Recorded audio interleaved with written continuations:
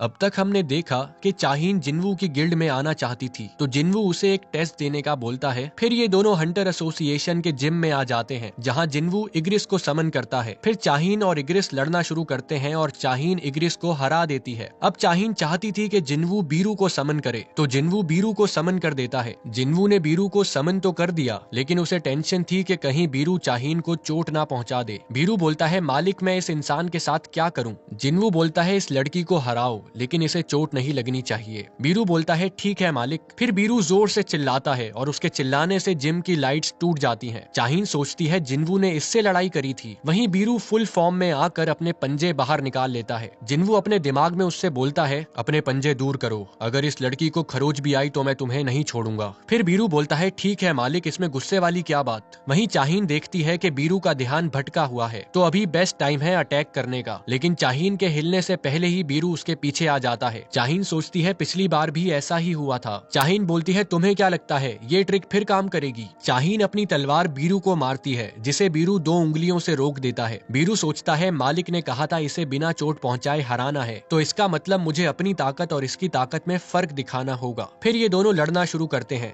चाहीन फिर एक बार अटैक करती है और बीरू आसानी से डॉज कर लेता है। चाहीन फिर हमला करती है और बीरू फिर डॉज कर लेता है। चाहीन सोचती है इतना करीब होने के बाद भी ये बिना पैर हिलाए मेरे अटैक्स किस तरह डॉज कर रहा है। फिर बीरू चाहीन के मुंह पे आकर जोर से चिल्लाता है और सिर्फ उसके चिल्लाने से ही चाहीन पीछे घिसटती हुई जाती है। जिन्वू बोलता है, हमें पता चल गया है ये फाइट कौन जीतेगा, तो इस मैच को रोक देते हैं। चाहीन बोलती है, नहीं, अभी मैं लड़ सकती हूँ। जिन्वू सोचता है इसके दिमाग में क्या चल रहा है, मुझे नहीं लगा था ये पावर डिफरेंस देखने के बाद भी लड़ना कंटिन्यू रखेगी। बीरू बाकी शैडो सोल्जर से अलग है, ये ज्यादा देर तक अपने आप को कंट्रोल नहीं कर सकता, क्योंकि ये एक मर्डर वेपन है और अभी मैं महसूस कर सकता हूँ ये अपने कत्ल करने के ख्याल को दबा रहा है। बीरू बोलता है, तुम्हारी इतनी हिम्मत। अब बीरू की अकड़ जाग जाती है, क्योंकि लिविंग ऑर्गेनिजम्स पहली नजर में ही पहचान जाते हैं कि कौन शिकार है और कौन शिकारी है, और इधर शिकार शिकारी के आगे अकड़ रहा था। अब बीरू चाहीन पे हमला करता है, जिससे चाहीन बच जाती है और अपनी स्किल सॉर्ड डांस को यूज करके बीरू पे हमला करती है, लेकिन बीरू उसकी तलवार तोड़ देता है। वहीं चाहीन देखती है कि उसका माना खत्म होने वाला है, लेकिन अभी भी वो एक स्किल यूज कर सकती है, तो वो ब्लेड ऑफ लाइट को यूज करती है और वही तलवार बीरू को मार देती है। ये देखकर जिन्वू टेंशन में आ जाता है। अब इसी भसड़ में बीरू को अपनी क्वीन का कमांड याद आता है, जो कि था अपने दुश्मन को मार दो। अब बीरू चाहीन को अपना दुश्मन समझकर उस पर हमला करने लगता है, तो जिन्वू उसे रुकने का बोलता है, लेकिन फिर भी बीरू नहीं रुकता और चाहीन का नामो निशान मिटाने लगता है कि तभी जिन्वू बीच में आकर उसका हाथ पकड़ लेता है। मैंने तुम्हें रुकने का कहा था। ये देखकर चाहीन तो हैरान हो गई थी। जिन्वू चाहीन से पूछता है, क्या तुम ठीक हो? और चाहीन बिल्कुल ठीक थी। वहीं बीरू बोलता है, मुझ पे रहम करना मालिक।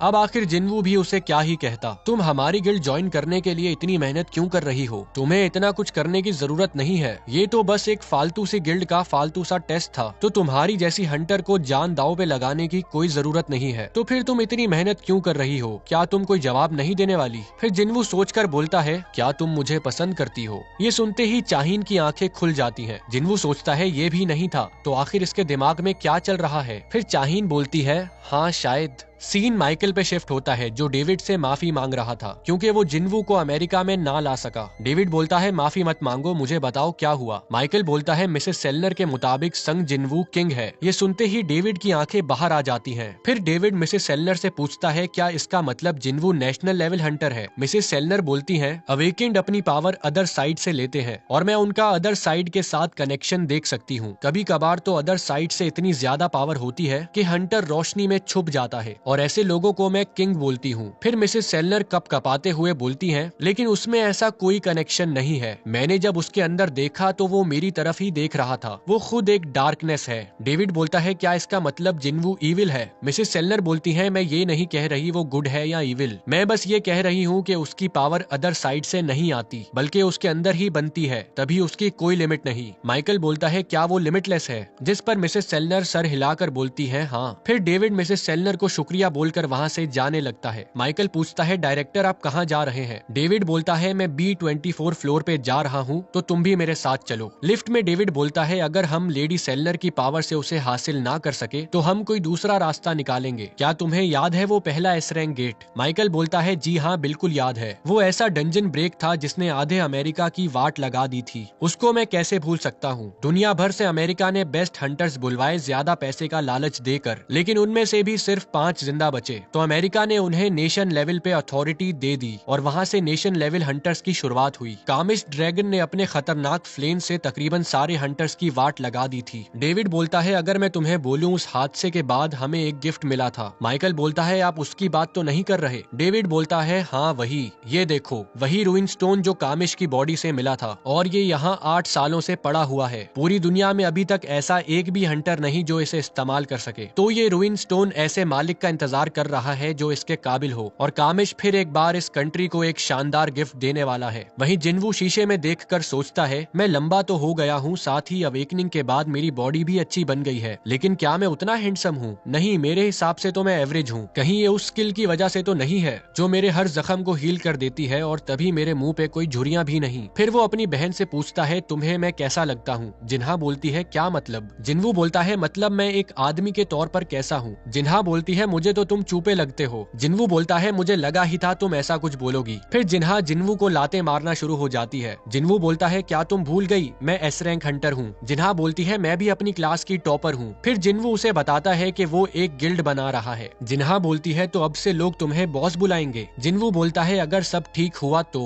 वैसे तुम्हारे हिसाब से सोलो प्ले नाम कैसा है गिल्ड के लिए? जिन्हा बोलती है तुम अपनी गिल्ड का ऐसा नाम क्यों रखोगे? जिन्वू बोलता है क्यों क्या हुआ? जिन्हा बोलती है तुम्हारी एबिलिटी शैडोज को समन करना है तो इसका मतलब तुम सोलो तो नहीं हो। अब जिन्वू को एहसास होता है कि जिन्हा की बात में पॉइंट है तो वो जिन्हा से ही गिल्ड का नाम पूछ लेता है। जिन्हा बोलती है आजिन कैसा रहेगा? आ का मतलब मैं और जिन का मतलब आगे बढ़ना, और ये मेरे नाम की उल्टी स्पेलिंग भी है, तो तुम इसके बारे में क्या कहते हो? जिन्वू बोलता है ये नाम बुरा तो नहीं है। वहीं दूसरी तरफ चाहीन ब्लश कर करके पागल हुई पड़ी थी। चाहीन बोलती है बेवकूफ लड़की, तुमने शायद क्यों कहा? मैंने तो अपने प्यार का इजहार ही कर दिया। वहीं जिन्वू ने उसे बोला था फिर तो गिल्ड ज्वाइन करने के और भी तरीके हैं। चाहीन बोलती है वो मुझे पागल समझ रहा होगा। फिर चाहीन जोश में आकर बोलती है उसने मेरी जान बचाई तो मुझे उसमें इंटरेस्ट तो होगा ही, इसका मतलब सब कुछ ठीक है। लेकिन थोड़ी ही देर में उसका सारा जोश पानी कम चाय हो जाता है। चाहीन बोलती है देखा जाए तो मैं बियोंग की हीलिंग एबिलिटी की वजह से जिंदा बची हूँ। फिर उसे बियोंग की बात याद आती है जो उसे डूबने से बचाते हुए बोलता है प्लीज उसे बताओ उसे बच के रहना होगा। प्लीज हंटर संग जिन्वू को बताओ उसे अपनी पावर से ही खतरा है। चाहीन बोलती है मुझे याद आया मैंने उस दिन बियोंग को देखा था।